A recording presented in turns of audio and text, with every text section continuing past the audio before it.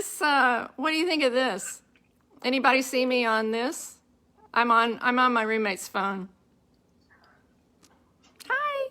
You try to do it through the phone? Yeah. Yeah. Can you see me? Yeah. I'm looking pretty good, so I hope you do. Yes, absolutely. You go on the Zoom, you can already attest to that. Are you talking about the Facebook or on the Zoom? I'm on Facebook Live on my roommate's phone. Well, that's okay. Should we? Hold on, let me check that. You can go back. Just put it over here. Debbie's got her thumb I need up. to prop it up. Robin Amos Khan is live now. Yeah, Robin's speaking today. You know what? Yep, you are on live. Okay, so everyone needs. That's so funny. Oh my gosh, people. Are we having a good time or what? I tell you what, is everybody ready? We'll start with a prelude. How about that? Good idea? Yeah, all right, here we go. She said confidently. That big smile. Let me just sing. Take a breath. You know what? Yeah, really. Let me see if this helps.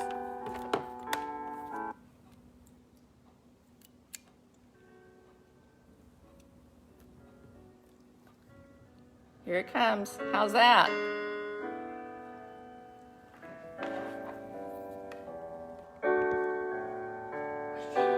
I'm getting all your messages.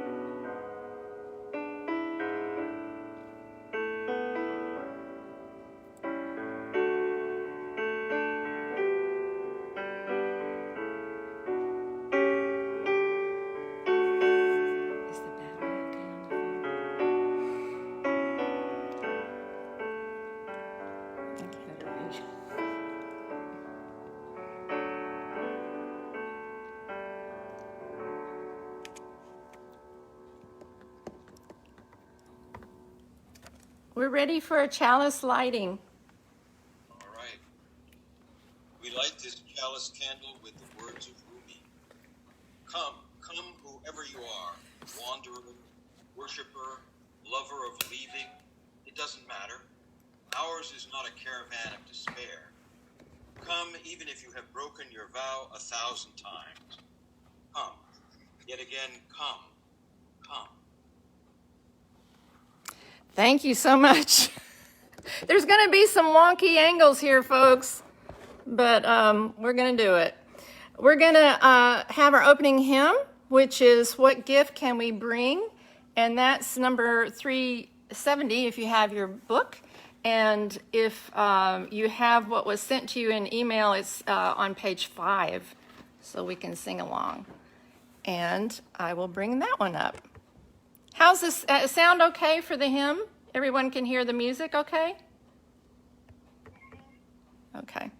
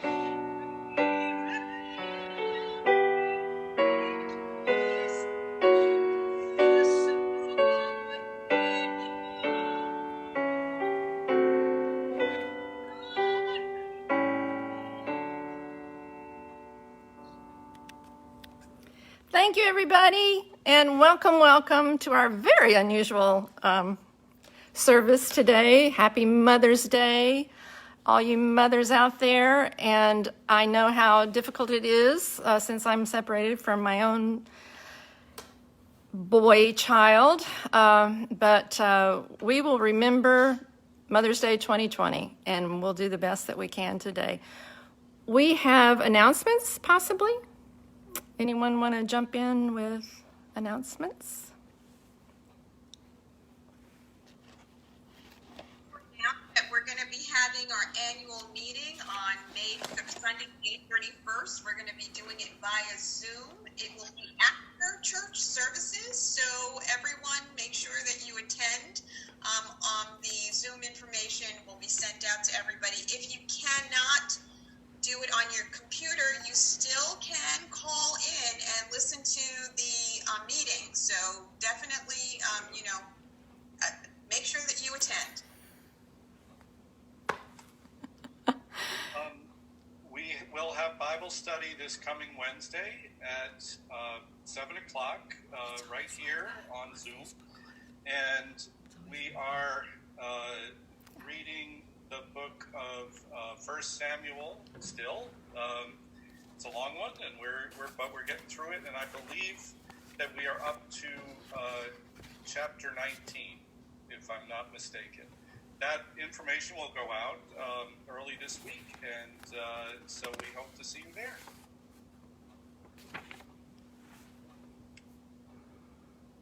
Anybody else? Looking back and forth. All righty then. Let's continue with our call to worship, which we can maybe read together. Where'd it go? It was just here. Okay, I tell you what, you read to me. Somebody lead us?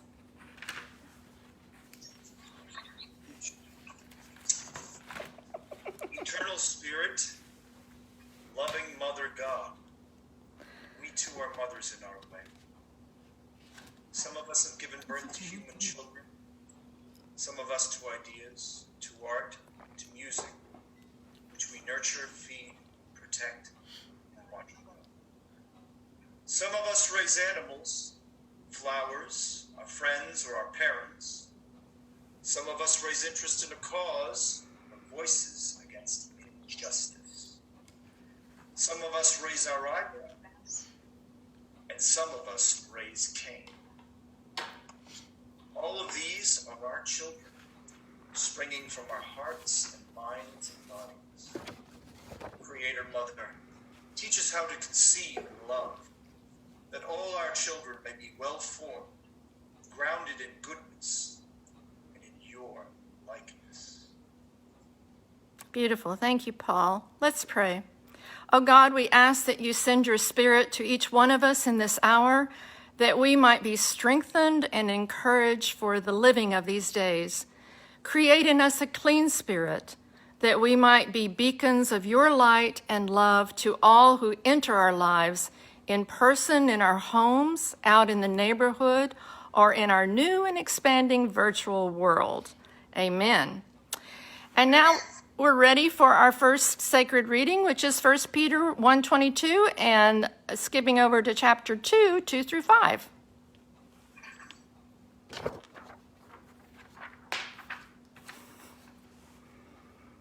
I forgot who was going to read that. I think I'm doing this one. Oh, thank you. So, sure. So, opening it up. Now that you've cleaned up your lives by following the truth, love one another as if your lives depended on it. Your new life is not like your old life. So clean house. Make a clean sweep of malice and pretense, envy, and hurtful talk. You've had a taste of God. You have already found out how good the Lord really is. Be like newborn babies who are thirsty for the pure spiritual milk that will help you grow and be saved. Drink deep of God's pure kindness. Then you'll grow up mature and whole in God, who is the living stone, the source of life. Present yourselves as building stones, living stones that are being used to build a spiritual house, a home that is a sanctuary, vibrant with life. Beautiful. Thank you so much.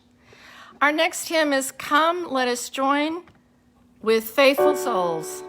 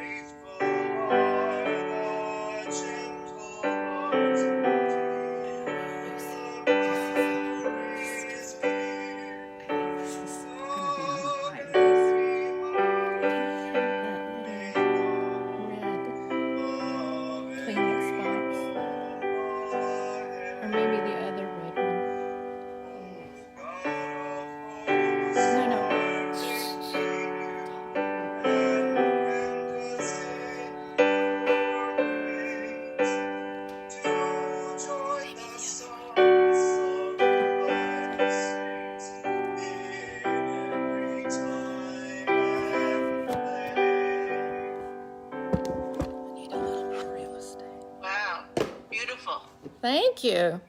I know. Did you enjoy my tin ceiling? Oh, sorry about that. This is one of my favorite parts that we usually do, the passing of the peace. And let's pass peace. Peace, everybody. Peace to you. What happened to Zoom? Hey, Zoom people. Oh, you're still there? Oh, good. I thought I lost you. Yes. That's great. Peace to everyone. I miss you, Lauren. Yeah, thanks. Everyone. Let's Nice to see everyone.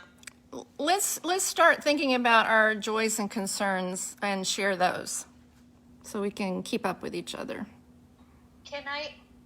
It's been so heavy on my heart this week. And I know that Ahmed Aubrey died in February.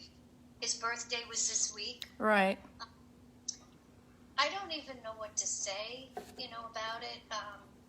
I think it's incredibly sad that this has happened. And I thought about his mom today, but I thought a lot about his life. Life is taken before it's supposed to go. But what a horrible thing. I think about him deciding to jog that morning, maybe stretching. It was a beautiful day, Georgia usually is. And it was just, I just want to pray. If you can pray for the dead, I pray for him. I pray for his family.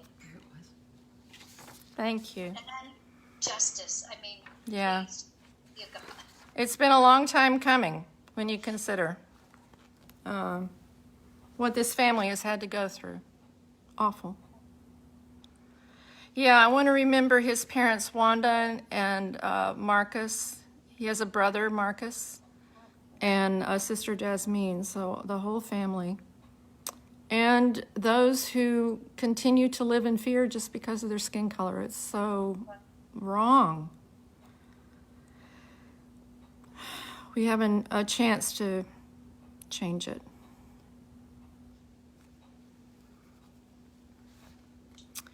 Others?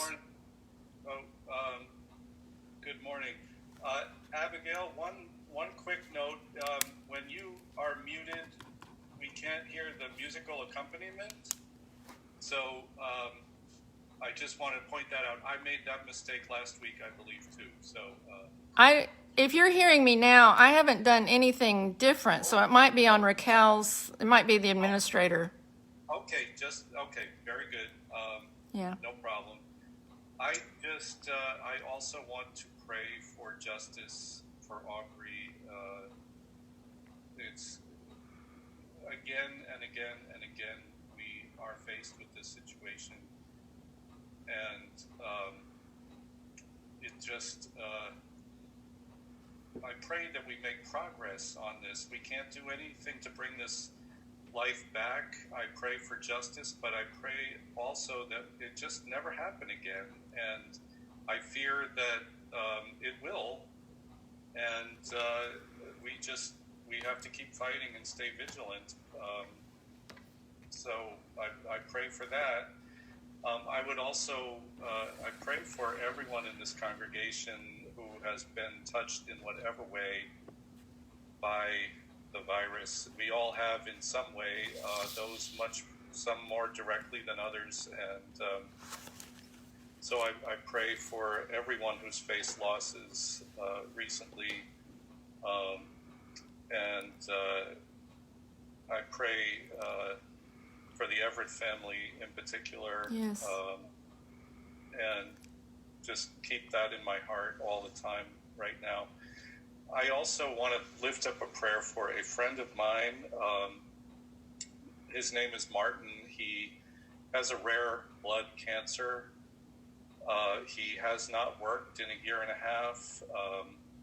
His disease is in remission at the moment, but he is on the verge of losing his health insurance, and he's terrified. He's behind in his rent and his bills, and I am doing my best to help him. If anyone knows where he might go to get case management services, he desperately needs it. I have some leads which I'm following up, but if anybody has any suggestions where he can get some guidance around entitlements, I would appreciate the suggestions. So, and I just again want to lift him up in prayer. Thank you. Thank you, John. Others? I would ask for prayers for myself. I have been in a conflict the past week on an issue of procedure with my conference minister, and on Friday I received a letter that was insulting and hurtful and has left me with heart palpitations and only getting 3 or 4 hours sleep the past couple of nights. And I'm very upset, and I'm actually worried about my 80-year-old ticker. Yeah. So I would just ask that I might have some peace of mind in the coming week. Oh, I'm sorry to hear that. Yeah. Oh, yes, Paul. I want to end to killings like what happened to Alma, Georgia, to end. And I want the young generation to take over already, because this is ridiculous. Yeah. You can't do anything. Then just clean house, do whatever you got to do. Right. Guys, cover y'all.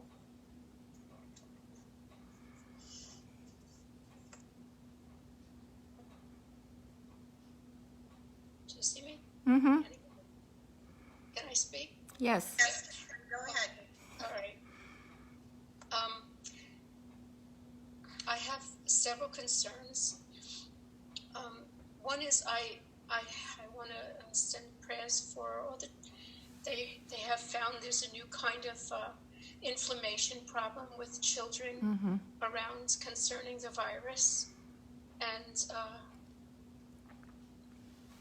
I know that there were some children who passed away, and they're worried about this new kind of connection with the virus associated to 4-year-olds, 5-year-olds, younger children. So I'm concerned about that and want to put prayers out for the children and their parents.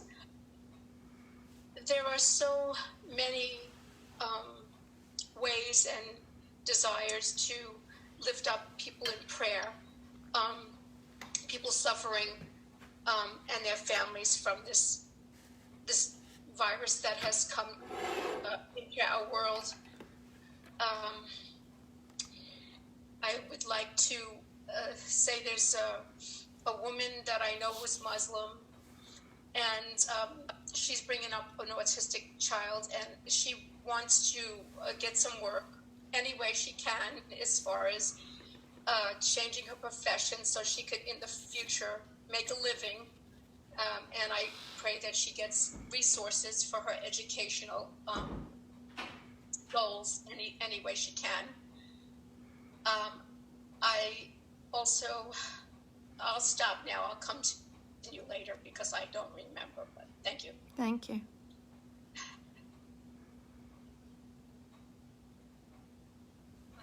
I'd like to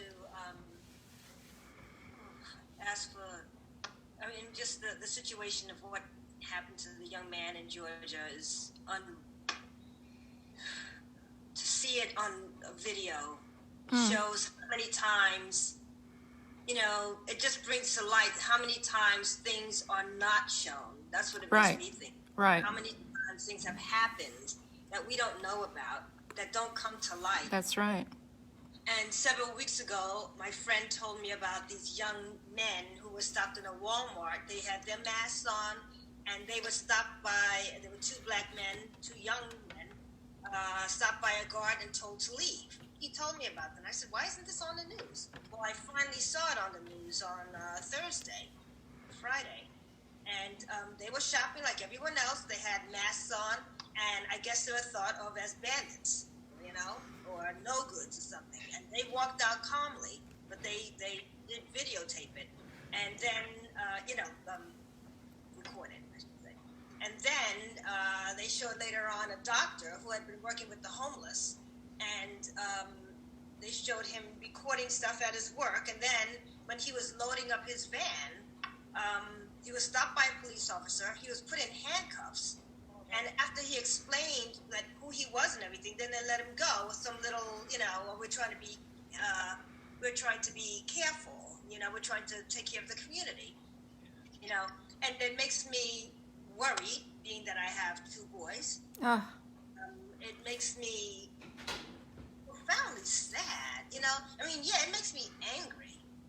But the thing is, it makes me profoundly sad that the world is like that. That we've made strides, but that we're still dealing with such basic stuff, So,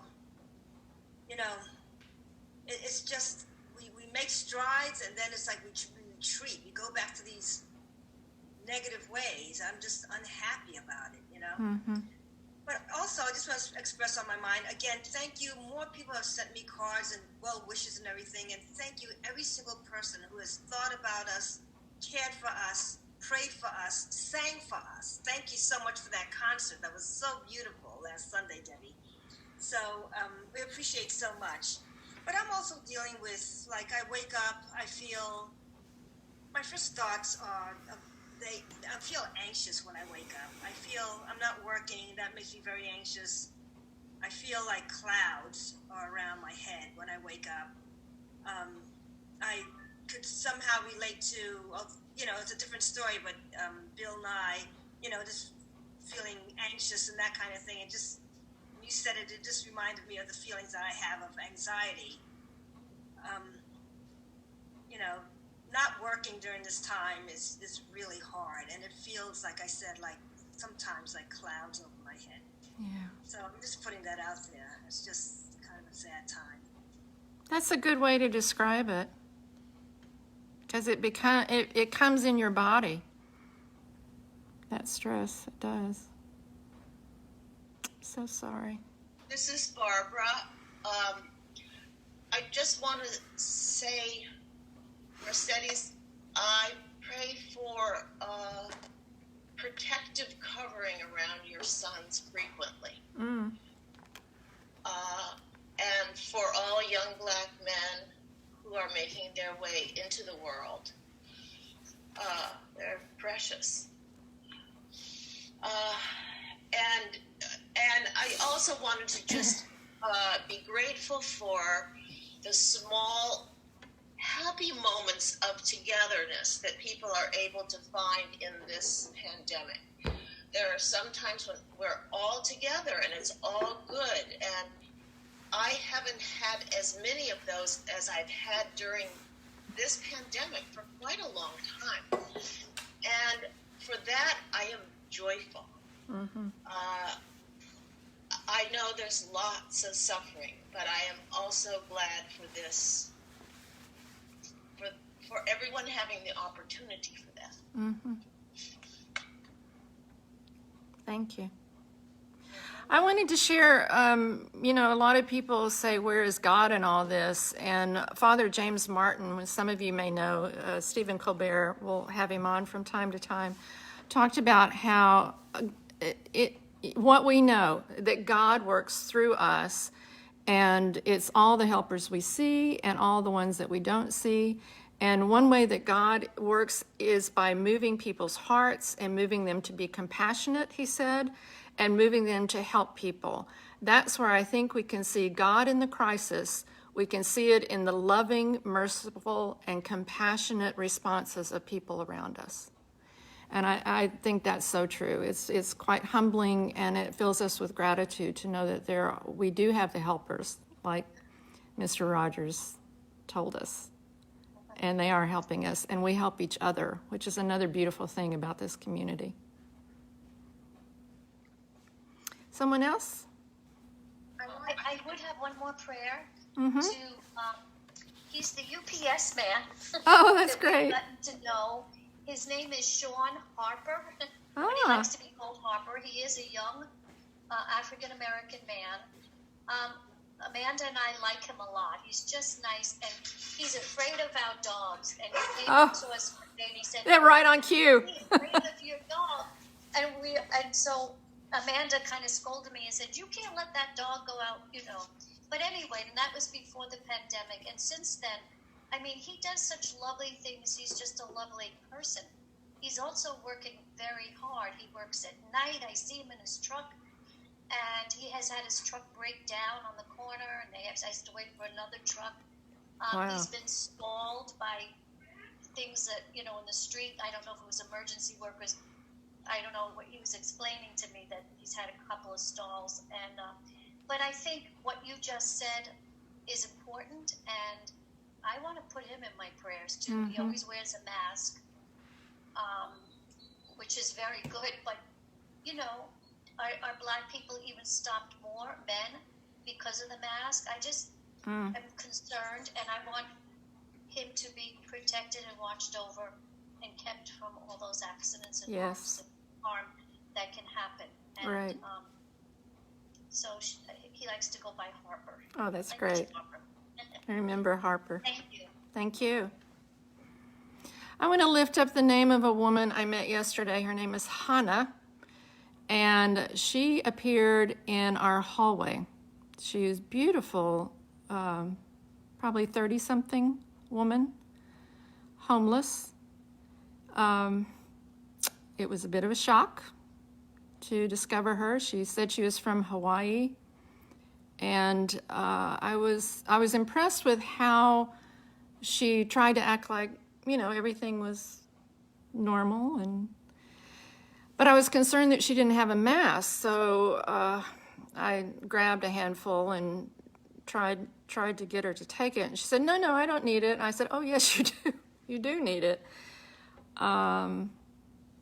She was pretty oblivious, and, I don't know. I just don't know what's going on with her, but Hannah, I know you're out there, and I hope you're safe. I have a joy, and it's for our community garden. Yay! Yeah, it's super, super pleasant that everything survived that cold snap we had. Wow, yeah. None of our plants died, and with the virus, the water hasn't been turned on yet in the garden, so watering is very, very difficult, but we've been really lucky, and God's been taking care of that too. Plenty of rain. Exactly. So it looks like, if everything goes well, we should hopefully have enough veggies to share with the people who live around the garden and Oh, that's everything. great. There's been great stories about victory gardens like they had in the war. Yeah, that's like exactly what we were going for, and it seems like everyone in the garden is all in on that. I haven't seen anyone planting flowers or anything ornamental where they could be growing food. Yeah. That's everywhere where it's safe to grow food, everyone's growing food. Oh, that's wonderful. Is that the Newkirk Garden? Veronica Rogers Tilden. Okay, thanks. By the police station.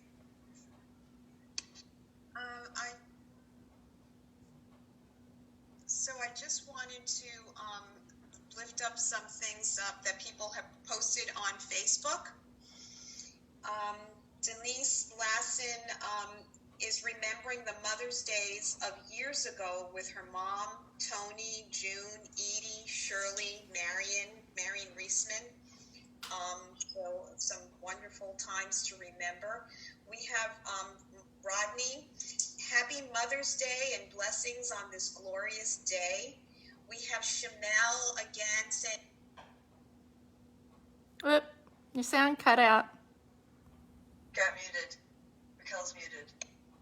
my finger went on to the, sorry, my finger was moving a little too quickly. Again, if no one heard that, Rodney wishes us happy Mother's Day and blessings on this glorious day. Shamel, happy Mother's Day to all mothers. Denise, prayers for Gilda, Mercedes, and their family. Baby Harvey, who's doing well at home, and we're so glad to hear that. Thank you, Denise, for letting us know. Mr. G, Paul, and Nanette for good test results. Jennifer, Betty, Johnny Klein, peace and serenity for you, Bill Nye. Don't forget what a good man you are, which we all know. I saw something from Kathy a minute ago, and just bear with me while I try to find it.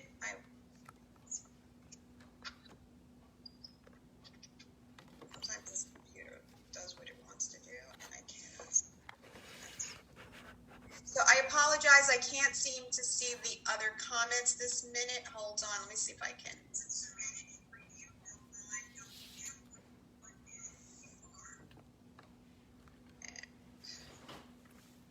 Okay, yes, Kathleen Smith.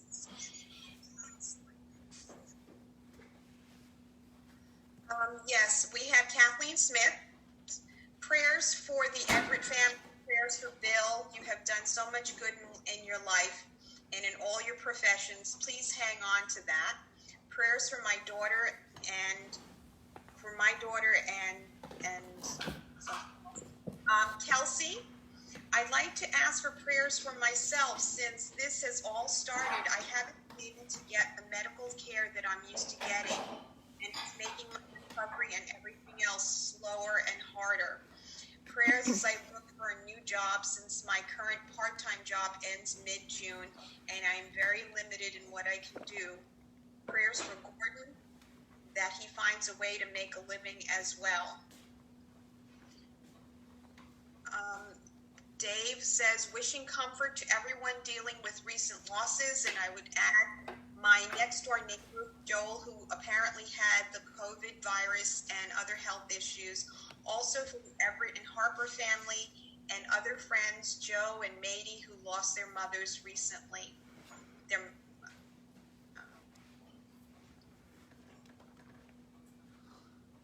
And I think that's all from the Facebook page. And Catherine, did you want to say something more? Okay. Am I unmuted? Mm-hmm. Yeah. Okay. Can hear you. All right. Well, there are several because I lost my train of thought when I was on, but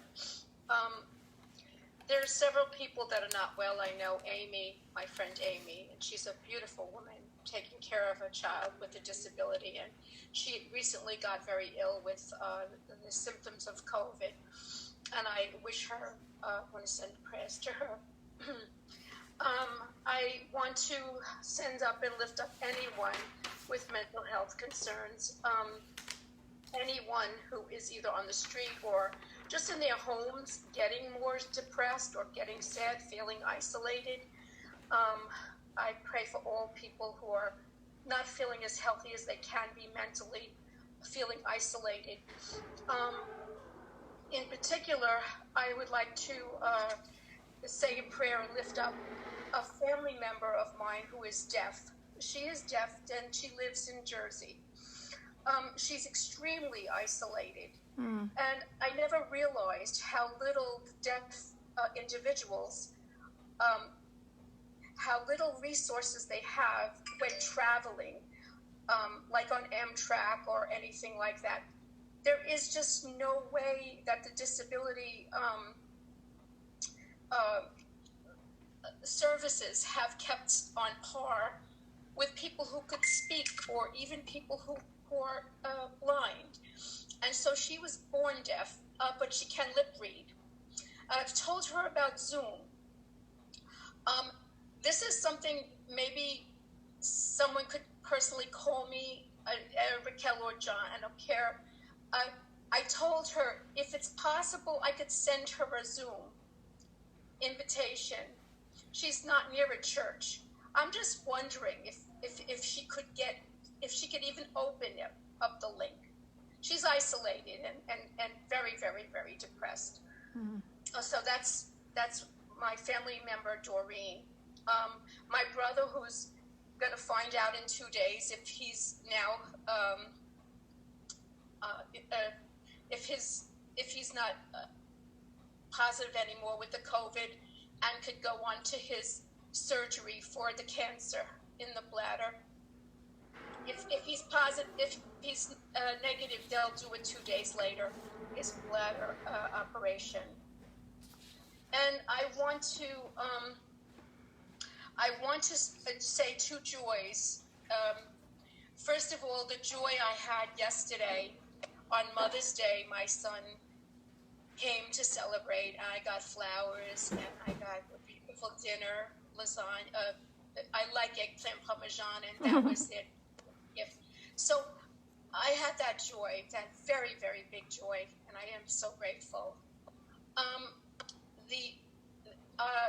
The concern I have, I want to lift up my granddaughter Emily, because even she's 4 and she's totally regressed.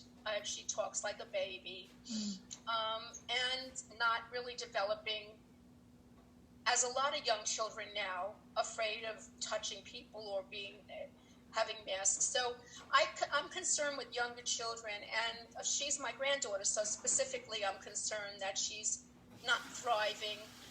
She has symptoms that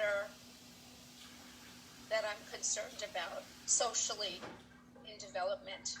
That's what I have to say. Thank you. Thank you, Catherine.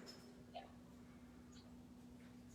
Anyone else? I have a couple things to Catherine's point about using something like a Zoom. I don't know that as the organizer, if there is any kind of subtitling. I know with GoToMeeting there can be subtitles.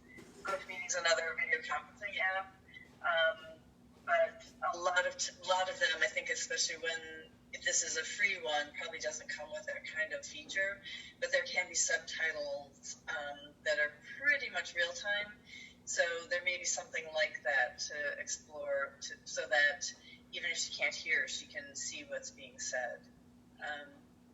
So I wanted to put that out there. And also, I've been thinking a lot about a family nearby whose son committed suicide. It seems like it was not intentional. Seemed to be, I won't go into it, but it seemed to be he was experimenting with something and it went too far. And as a 17-year-old, not understanding the consequences of that doing something that's used with a lethal consequence remained lethal. He was not able to get out of it. So I'm thinking a lot about them in general, and I wasn't able to pay a Shiva call at the time because I was feeling sniffly at the time it happened, and this was in February before we all knew what was going on, but I didn't want to go with a mask at a time when people weren't wearing masks, and just didn't, also if I had something, I didn't want to be sharing it in a contagious way, so I wasn't able to pay that call. And also thinking of Mother's Day, with anniversaries, often it's really difficult. Wow. But it's Mother's Day, so. Yeah. Thank you. Thank you. It's very poignant when you hit one of these markers that used to be a happy celebration, but for those who are experiencing their first Mother's Day, either without a child or their mother, it's particularly challenging. So thank you for that. It's hard. I'd like to say prayers for all the refugees that are suffering during this time. But I'd like to share I want to pray for everyone who is suffering, everyone who has lost someone during this time period, people who are working very hard, people who have lost their jobs, people who are suffering with the illness but still struggling through it. I do want to say a prayer of gratitude and thankfulness that our own Joe has gone through it, and he's doing well, and I'm glad he's back to work and doing what he needs to do.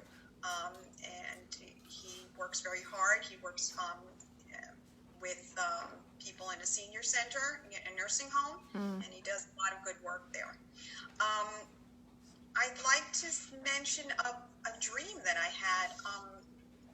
It was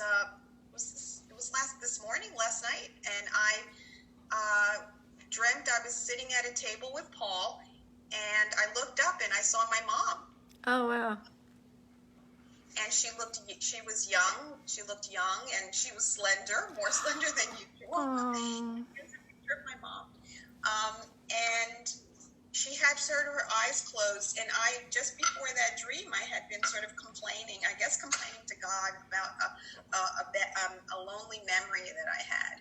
And I guess feeling of loneliness sort of comes around, with all of this going on, and I hadn't felt that in a while, and I was complaining to God, and I felt my mom's hand reach out and touch mine, and I felt her rubbing my back. Oh. I turned around and I said to Paul, did you just rub my back just now? And he said to me, no. I said, are you sure? He said, no, he hadn't. And so, but I felt it was so real.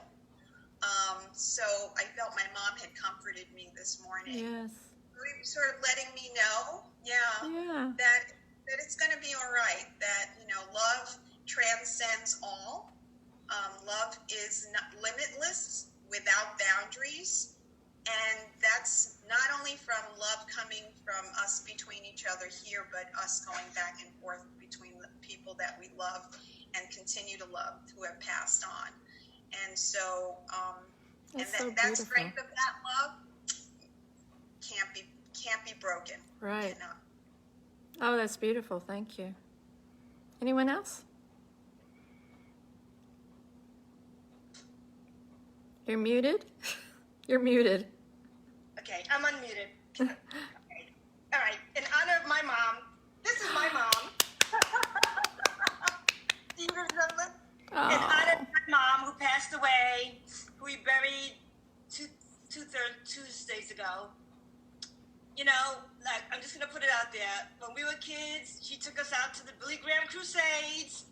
We used to go down there, and, she brought us to the church, the Pentecostal church where I grew up in East New York. That's where I went to. She brought us to the Lord. Just want to thank my mom. Thank you so much, Mom. Yeah. And I just wanted to put that out there because I was looking down at her. I said, you gave me so much. Mm-hmm. I just really appreciate a lot of stuff about my mom. Yeah. Yeah. That's what Thank you. I'm so glad some of you brought pictures. I have my mom when she was young. And I keep this picture and another one by my lamp that is the last lamp I turn off at night. So every night I say goodbye to Mom. She was the grace note in our lives. Our dad was a bit of a character, but you know, that happens. But we were very fortunate to have the mother that we did. I'm a little verklempt. Anyone else? I want to, yes, Oh, I'm sorry. thank you. No, go. Say that there was someone else, Gilda mentioned that she wants prayers for the health for Curtis, my sister-in-law's brother-in-law. He's having some breathing difficulties, Oh. so we're going to hold him in the light. And Yeah. I just want to miss anybody who was, wanted to have a prayer held up. Good, thank you. Thank you for noticing that. You know, Actually, I had one yes, more thing yes, to say. please. One of the things that some of you know that I usually go to yoga and used to go to yoga and then go to church, but actually did today. But I think also related to our neighbor who committed suicide. I think he took his life more than consciously took suicide. But anyway, when I went to a yoga class and I was talking to a woman there, and she was very, very attentively listening, and I really appreciated that. And I thanked her for that. She said something I hadn't heard before, but I really liked. And she said, "No, any way that we can, I can help carry the burden, and any way that we can help carry the burden for each other." And I thought that was a nice way that I hadn't heard that. Yeah. That said, though, it just was still very touching to me. That's beautiful, thank you. That's a great way to think about it. Yeah. Anyone else? All right. Yes, I feel like you're going to say something, Raquel, but you're muted. Muted. Quickly, Kim Barra says prayers for all the mothers and children separated today, Oh, not by COVID, but also through incarceration, right. family strife, death, or illness. And so I just wanted to make sure that we heard Kim's words of encouragement. Thank you. I heard from the woman that I work with up in Bedford, and she's not going in, so they're not having the nursery program that they usually do, but it's so upsetting for the Bedford Hills, that's the Correctional Institute for Women, because they don't feel safe. And since they're isolating, the inmates usually do the cleaning in the prison. They don't feel that the facility is even being cleaned properly. So we want to remember all those incarcerated because they're at particular risk, and they don't deserve to be that vulnerable. We all feel vulnerable, but this is beyond anything that should be put on them, and the way their families worry, and keeping those babies safe too. I think they have about 20 babies up there right now. Yeah. So, do we have another? Here we go, Catherine. Yeah. I just want to, I want to also say with you, anyone in jail was confined, anyone in a state mental hospital, I want to send light. It's it's such a unnatural situation. It's so dangerous and pain. It's just awful. And I pray and lift up them. Also, in our community, this is what I wanted to end with, is that I want to send light to Bill Nye and to John and to Mercedes, people I see here in specific that are dealing with loss and pain. And yes, I think you're wonderful, Bill. I think your work is wonderful. I'm sorry anybody would give you any sorrow. Thank you for your work. That's all I want to say. Thank you. Hi, I just wanted to put up a prayer for all the kids in school and all the people graduating. It's a tough time. It was so hard, and the online learning, and so, yeah, I just wanted to get that out there today. Thank you. Thank you. Yeah. Anyone else? I want to invite you to begin our time with a meditation before the morning prayer. And we do this often, but I think it's never been so important to really come back to yourself and center yourself, because it's very clear from what's been said that our bodies are absorbing the stress, and the way that we can reset that is through breath. And so I invite you now to get comfortable, feet on the floor if you can do that, or whatever feels best to you that's going to open up your chest so that you can breathe into those gorgeous lungs that we've been given. I want to read a poem to begin. It's maybe appropriately titled Asylum. Maybe we feel a little like we're in Asylum, by Jill Bielowski. But I just want you to listen to these words before we pray as you continue to center down and find your breath. The yoga teacher says we are all unique, like snowflakes, each of its own composition of frozen water, complex bodies made up of elements necessary for sustaining life: oxygen, carbon, hydrogen, nitrogen, calcium, phosphorus, potassium, sulfur, sodium, chlorine, and magnesium. If we focus on our breath, our control shifts from the brainstem to the cerebral cortex, and the mind quiets. Eyes closed, resting on our backs, out of generosity, kindness, our teacher sometimes places her 2 hands beside the back of our head and elongates the neck to give the body more room to heal what is broken. Let's pray together. Creator God, we just have to be over the moon and filled with gratitude that we have been given this extraordinary way of communicating, even in these difficult times. We thank you for that.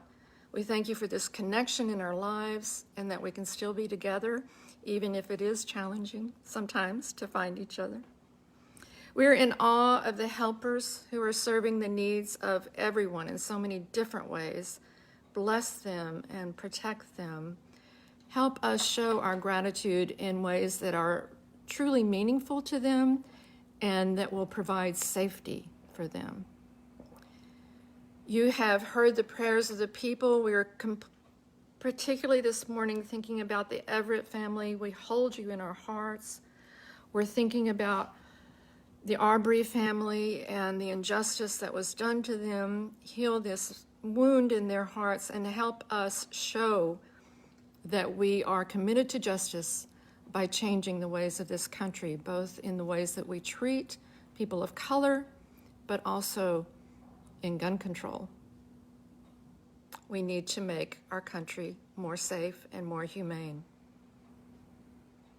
You have heard the prayers that we have lifted up, the things that we've said, and those that are hidden in our hearts, but you know us and you know our needs before we can even speak them. Help us live through these days with grace and courage. Help us know how to help one another.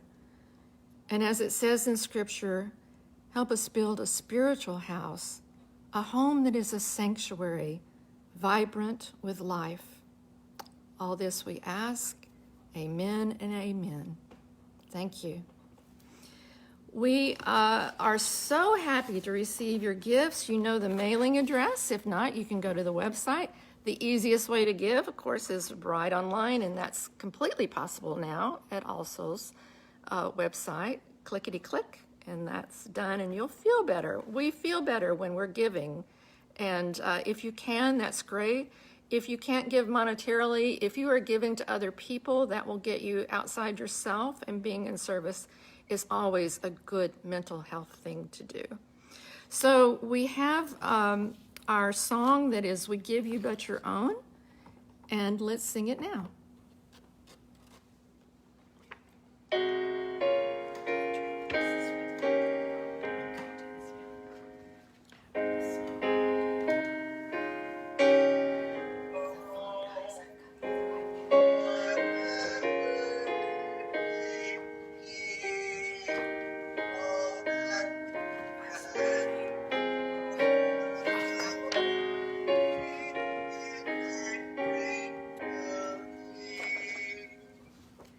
Everybody, this is my roommate, Robin.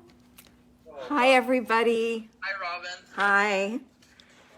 So good to hear all of you. I'm going to read Psalm 31, You as You Are, by Christine Robinson, Psalms for a New World. I have come to you, O God. Please take me in. Hear my prayers. Be my rock, my stronghold, my castle. Help me untangle myself from the web of confusions and self-deceptions that I'm stuck in. I put my trust in you. I give you my life. I have turned from the temptation to trust the 10,000 things. I have turned from the temptation to despair of your love and help. I have learned to see you in my sorrows and afflictions. A lot of my life went by before I managed this, which makes me sad. Now I practice trust and open-hearted acceptance of my life as it is. Now I practice trust and open-hearted acceptance of you as you are. Thanks.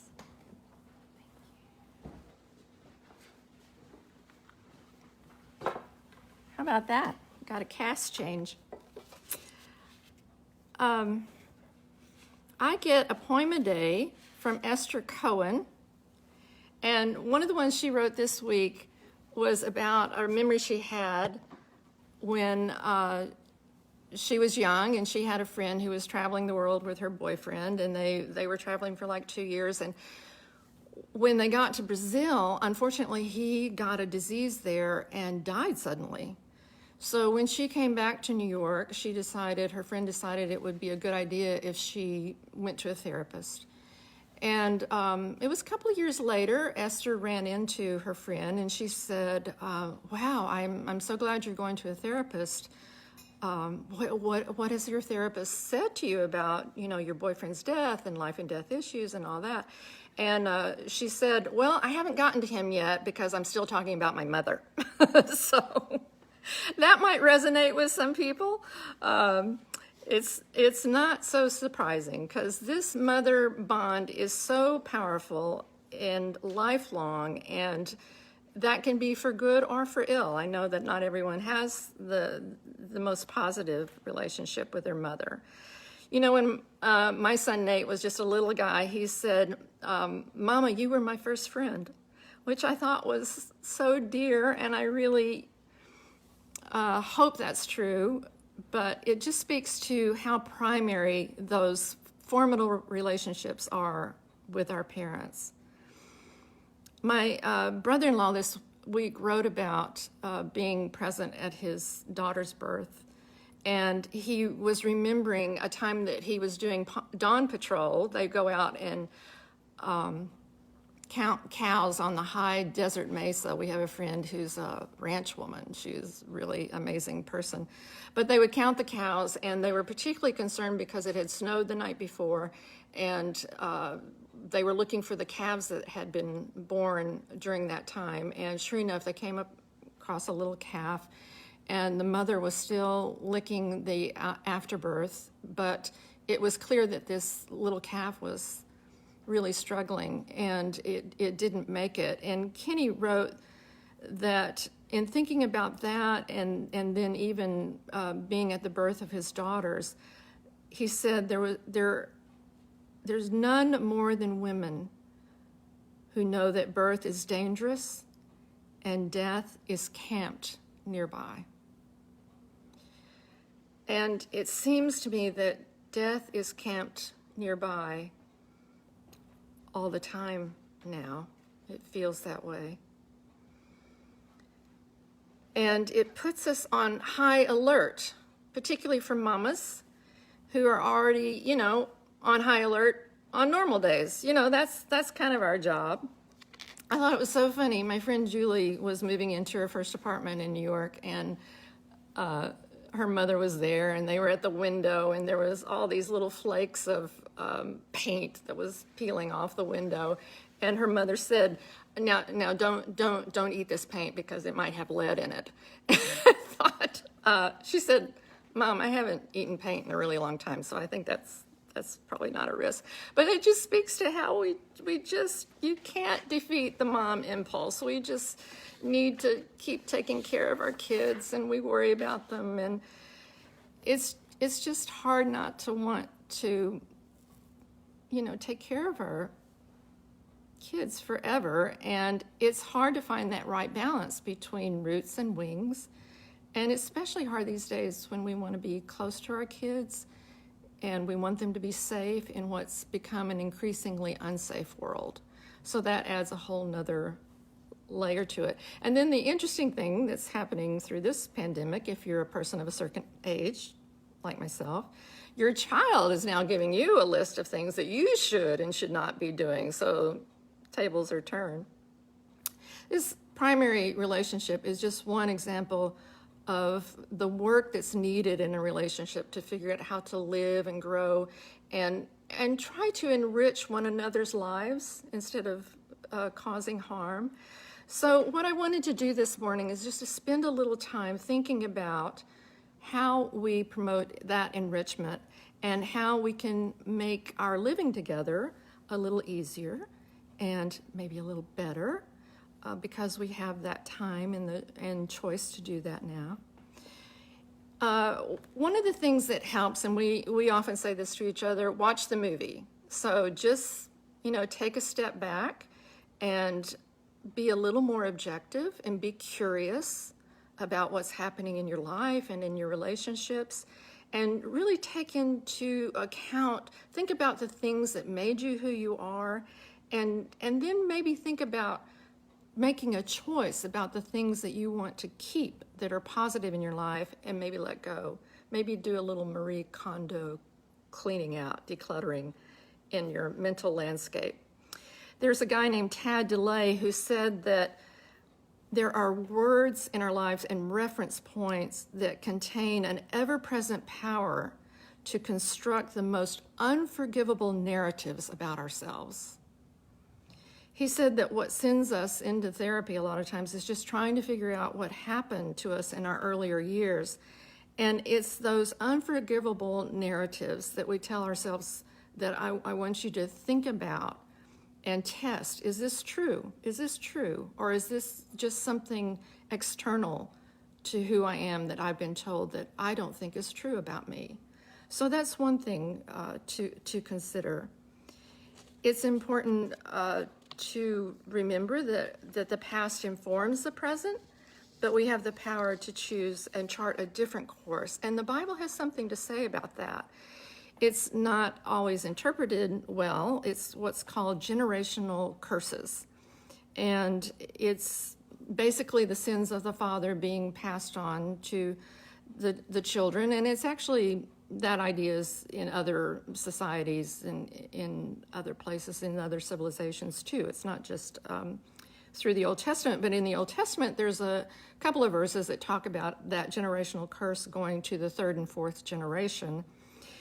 Now that's taken out of context, but it is clear that a lot of people think that they inherit things from their parents and that they're cursed. And I think we need to give that a hard look and make sure that we take the good that our parents give us and be real sure that we leave the rest, because we have choices to do that. So the idea of choice loops back to this morning's sacred reading. In 1 Peter, the point is made that we're responsible for building our own spiritual homes. And Philippians, you may remember, also has a great way of saying that we have to work out our own salvation. And then very helpfully, it adds in fear and trembling, because that sounds right, because taking a good look at ourselves is tough stuff. So we work out our own salvation in fear and trembling. In Peter, it said, clean house. Make a clean sweep of malice, envy, and hurtful talk. Well, easier said than done. I know we all fall into patterns. But I want us to think about some tools that we can use if we just step back and use this time to see the things that really resonate in the dynamics of your household maybe, or even for just you personally and the thought patterns that you have that may be repetitive and not helpful. And the first set of tools is something I've mentioned before when I've been with you. It goes to Doctors John and Julie Gottman. They have the Gottman Institute. They're researchers who study relationships, and they're so interesting. They say they can look at a couple, and within a few minutes of hearing the couple talk to each other, they can figure out if this couple's going to make it or not. Isn't that amazing? But what it comes down to is not whether or not the couple fights, but it's the way they fight. And there's 4 things that they're looking for that give them a clue as to whether or not this couple has a good communication style. And they call it the 4 horsemen of the apocalypse, because if you have some of these elements in your life, it's that relationship is not going to thrive. The first one is criticism. And this is different from a complaint. I mean, you could say, you left your socks in the middle of the room. That's a behavior. But a criticism is more when you attack who they are and really go to the core of who they are. And you can hear some red flags on that one when you use phrases like, you always, or you never. So criticism, think about how that might be sneaking into conversation. The second one is contempt. And boy, this is a mean one. It's when you treat other people with such disrespect, and the markers are sarcasm, ridicule, name calling. You might roll your eyes when they talk to you. You're very dismissive or scoffing at them. With contempt, one person acts like they're so superior to the other, and they keep trying to put the other person down, and they make that person feel despised, and they make them feel worthless. Often contempt is a result of long, simmering, negative thoughts, and here's what's really interesting. It's the most toxic of the 4 horsemen, because couples that are contemptuous of each other are more likely to suffer infectious diseases, yes, like colds and the flu, because contempt actually weakens our immune system, because it just tears down who we are. The third horseman is defensiveness, and it's often a response to criticism. It's very natural to do this. We feel if we're unjustly accused, we're going to look for an excuse and play the innocent victim. Unfortunately, this strategy doesn't usually work. Our excuses are just telling our partner that we are not taking their concerns seriously and that we won't take responsibility for our mistakes. The last one is stonewalling, and that's usually a response to contempt. Stonewalling occurs when the listener withdraws from the interaction and just shuts down, stops responding to their partner, and rather than confronting the issues, which can be so threatening, they tune them out, or they turn them away, or they let work get in the way and they're just too busy, and they just try to not be present at all. Okay, so those are the first 4 things: criticism, contempt, defensiveness, stonewalling. And you can kind of make a game of this. If it's hard to really look at yourself at first when you're considering what you say to one another, use a press conference. You know, just sit around and say, oh, that's stonewalling. Oh, that's defensiveness. Oh, that's really contempt. Don't make it a drinking game, though, because our current, well, you know what I'm saying. All right, some of you have heard me talk about, here's our next tool, the Enneagram. That's E-N-N-E-A-gram, Enneagram. And I'm not going to go into it in much detail. Just so you know, it's an ancient descriptor for 9 different personality types, and more recently it's been updated with psychological terminology to put it in that context. But for what I want us to think about this morning is each of the 9 types has a basic desire. And if you think of how to really address and be aware of the kind of communication you're having with somebody, if you know what they're really needing, then it's going to make it much easier to figure out how to come to a compromise or resolve a problem. So each of the 9 types has a healthy way of being their type. It's never all bad. And in fact, there's a little bit of all 9 of us, 9 in all of us. So none of these you should think of as they're bad. You know, I wouldn't want to be that number. But there's also a less healthy way of being any particular number, and that's sort of the shadow side of each of the numbers. So when you can stop and see what's being wanted at a basic level, then maybe you can change the conversation. And here's how it goes. The type 1 in the Enneagram is somebody who just wants to be good, wants to be thought of as good, and the way that they figure to be good is to be right. So they want to follow the rules. Now, that's great, that's really helpful, but sometimes it means it leads them to perfectionism, and they get very rigid, and it's very difficult for them to move away from what's in their head as the rules. Type 2 is someone who wants to be loved. They want to be wanted. They want to be seen as kind and helpful, and these are great people. Boy, do we need these kind of people in the world. But it also can lead to a neediness that can be suffocating and debilitating to the person. The third type is the one who wants to feel valuable, and they measure value by success. So they're very goal-oriented, and the shadow side of that is that they may feel that success at all cost, and that sometimes results in penalty to their relationships. The fourth type is to be authentic, and that's obviously a good goal, but as it spells out, they want to feel unique. They don't want to think they're like anybody else, that they're special, and that can lead to self-indulgence. The fifth desire is to be seen as competent. Again, a great value, capable and self-sufficient, but sometimes that person will go so deeply into their own specialization that they detach and are remote and removed and don't fully engage in life.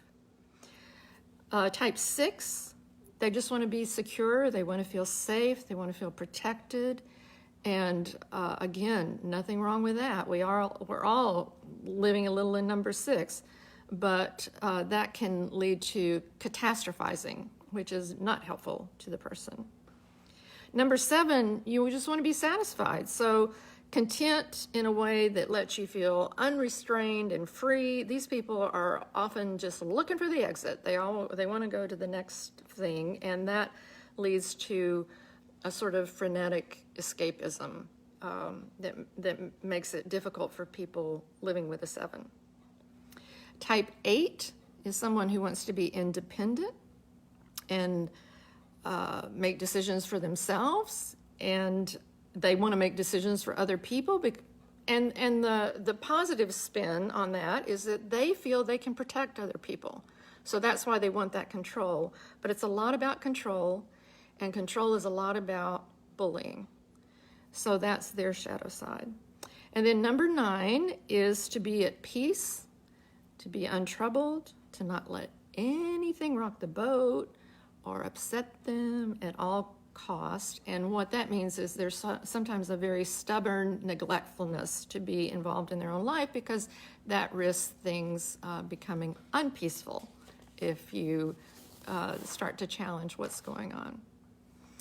So now you can see, maybe if you're using these tools, that if you're a 1 who really wants to follow the rules and wear a mask when told to, it's going to be very difficult for you to be around an 8 right now, because they don't want to do what they're told to, and they chafe against that.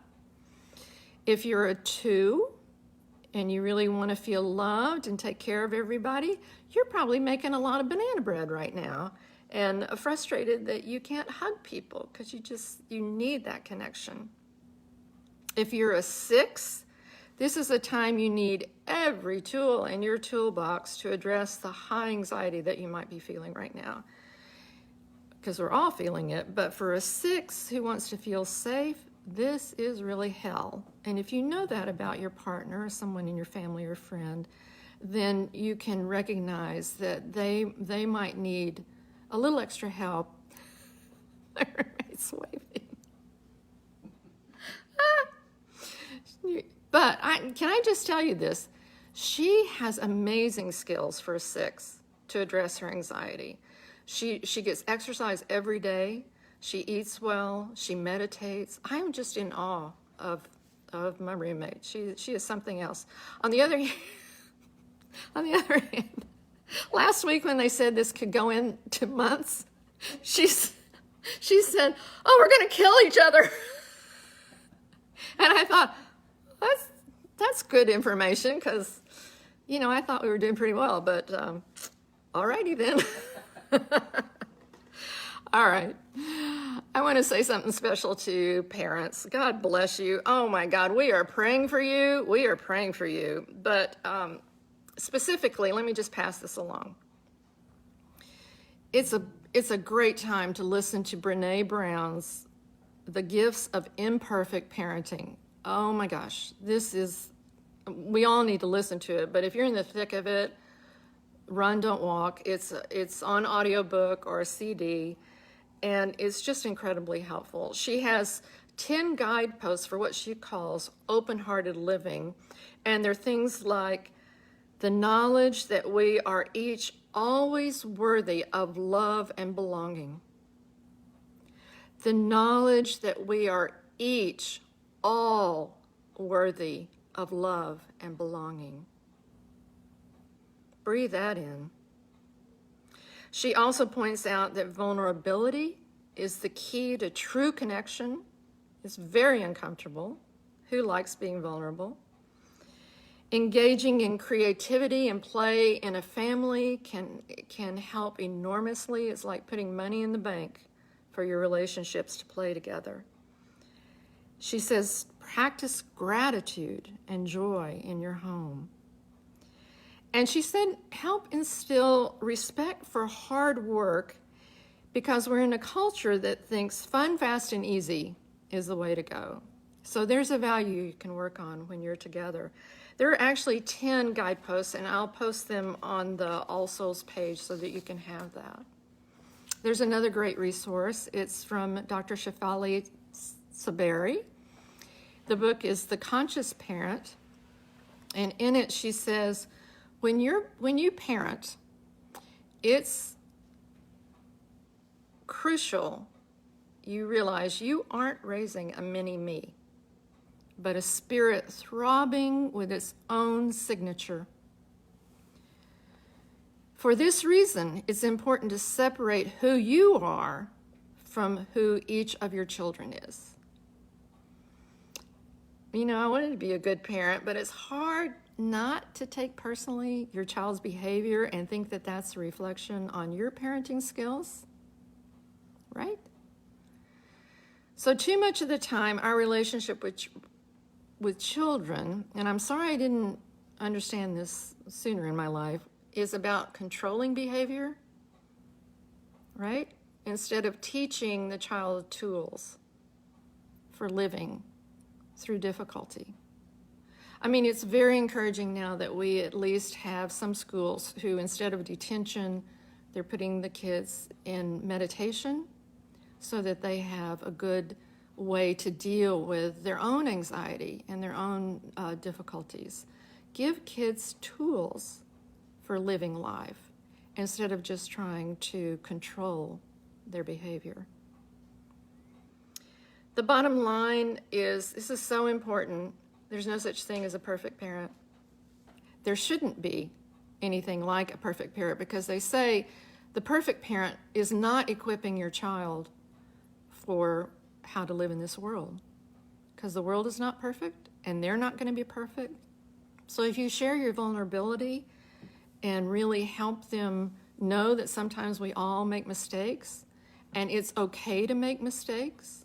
For some kids, they learn that it's not okay to make mistakes. And that child grows up to maybe not be able to say the buck stops here. Just saying, just for an example. You may be thinking of someone. I certainly am. The goal is to be a good enough parent. A good enough parent. One that loves and respects your child. That's what they need. And then be kind to yourself. Oh my gosh, have mercy with yourself, because this is hard. It is above and beyond anything we ever expected we'd be doing. So it turns out that in a way we're all mamas these days. We're all worrying mamas, worrying about each other.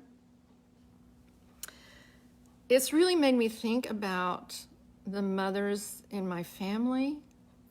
My mother's mother was pregnant with her during the 1918 pandemic, and it was her first child. Can you imagine how frightening that would be? And then I wanted Facebook Live. You can see, I'm going to try to show you on Zoom. This is the painting that my grandmother made of a young mother dancing with her angel baby. And it's come to mean even more to me the last couple of months, because there are mothers losing their babies. And in fact, my grandmother lost her sweet toddler, Mary Frances, in 1915. It was of a disease, and it was so difficult. They had given her creosote when she was a baby, and it later proved to be the reason why she eventually died of a gastrointestinal disease. And I have to say, I don't think she ever recovered, because she talked about Mary Frances. Her picture was hanging enlarged in their house, and I think till the day she died, she was still talking about Mary Frances. And it's interesting that she probably didn't even know she was already pregnant with my father when Mary Frances died. But it's just amazing what people, even within our own families, if you start asking what happened during the pandemic to your own grandparents, parents and grandparents, how did they live through it? Doris Kearns Goodwin, the historian Doris Kearns Goodwin, talked about how in the 1918 pandemic, they didn't know how it was going to turn out, just like we don't know. She said they had to have faith, and one thing that history can do is show you that somehow this country has lived through these tough times before, and we've gotten through it. And I think it gives us that perspective and that solace. It makes us feel not alone. Maybe some of you heard Sheryl Crow sing the George Harrison song, Beware of Darkness, this week. I think maybe on Stephen Colbert. I was really struck by this part of it. Beware of sadness. It can hit you, it can hurt you, make you sore, and what is more, that is not what you are here for.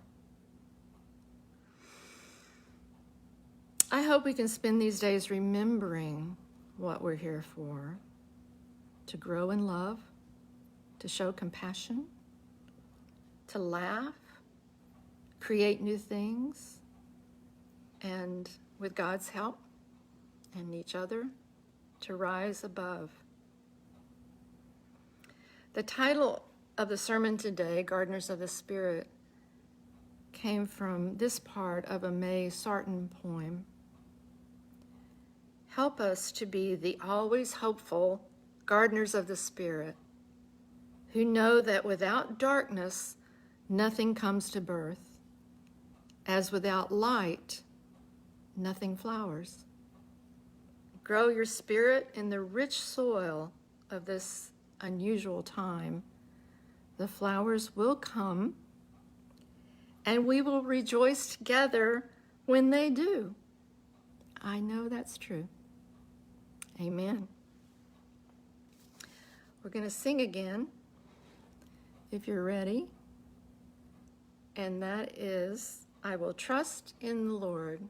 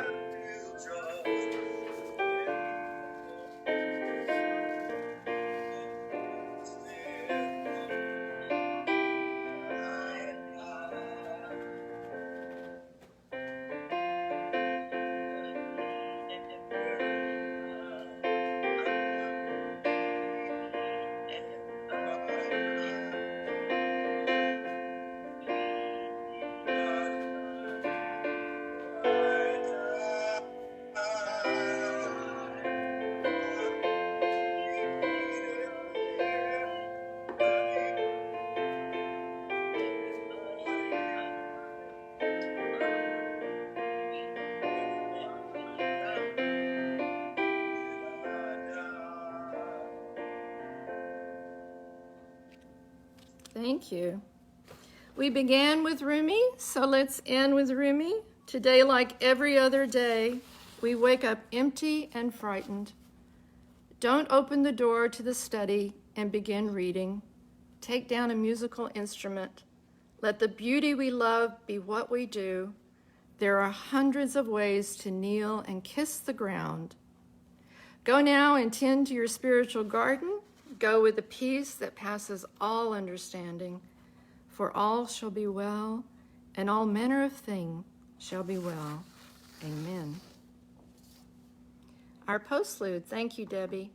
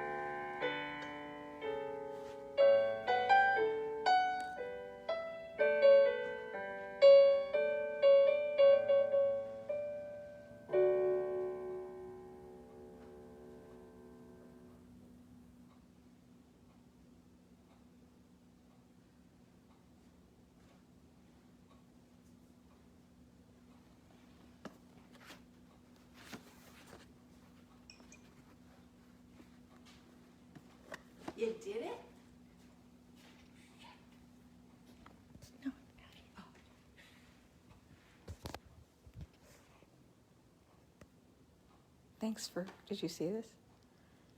Thanks for great service, Abigail and Debbie.